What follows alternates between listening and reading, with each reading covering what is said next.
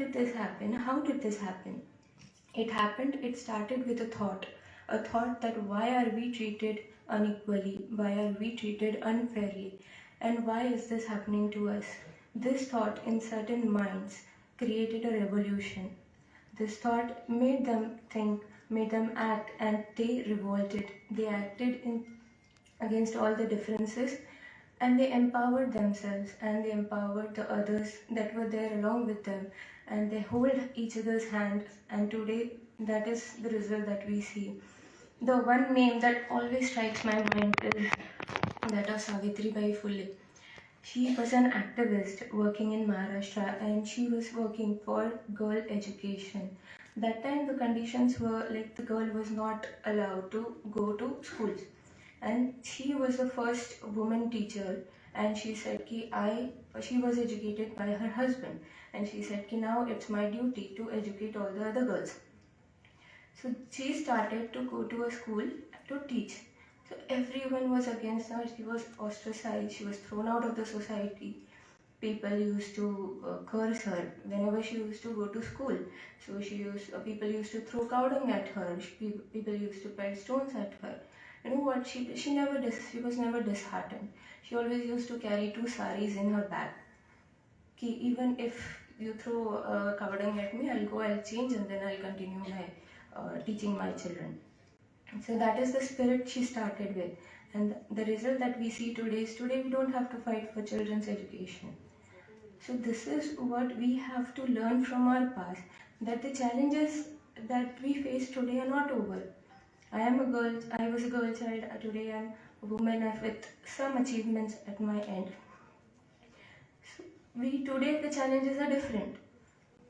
Today we are educated, today we are empowered, but still there is some discrimination that prevails, that some difficulties that we still face. We can't be out late at night, we feel little insecure.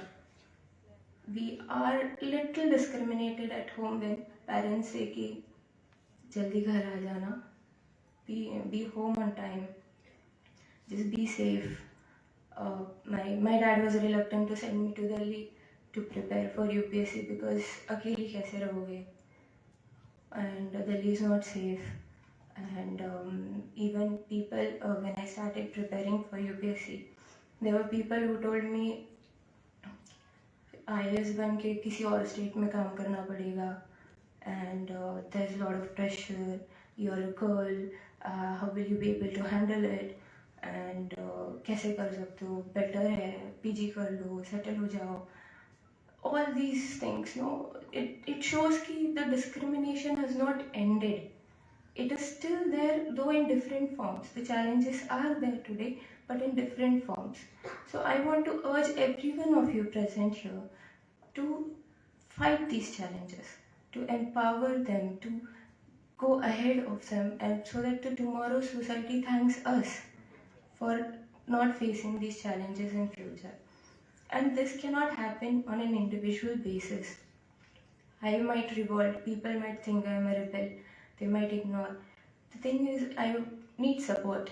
It cannot happen on my own. So I need support of my family. So every girl needs a strong family at her back.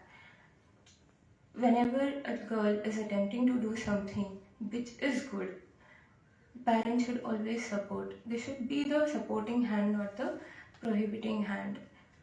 When all these challenges were being faced, my dad always stood behind me. My mom always stood behind me. They were like, "Tu kar, let's see, whatever happens, hum dekh lenge."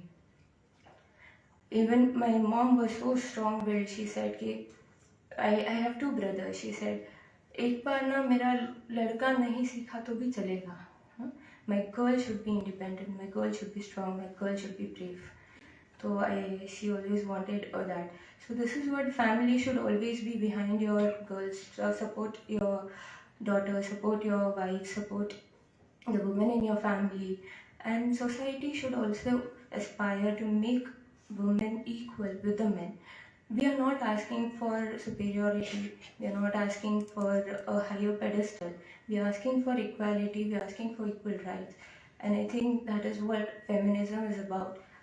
And I think everyone should work in this end, and I hope I we'll meet together after a few years where the challenges will be overcome, we'll be in a better society, and I request all of you to work in the same direction. And I thank you so much for listening to me so patiently early morning. Thank you so much, and I wish you all a very happy International Girl Child Day. Thank you. Thank you, madam, for your words of wisdom and encouragement. It inspires us to continue working towards the empowerment and well-being of the girl child by promoting equality and opportunities for them. I would like to request our Deputy Director, Directorate of Health Services, Dr. Rupa Naik, to present our chief guest with a token of gratitude.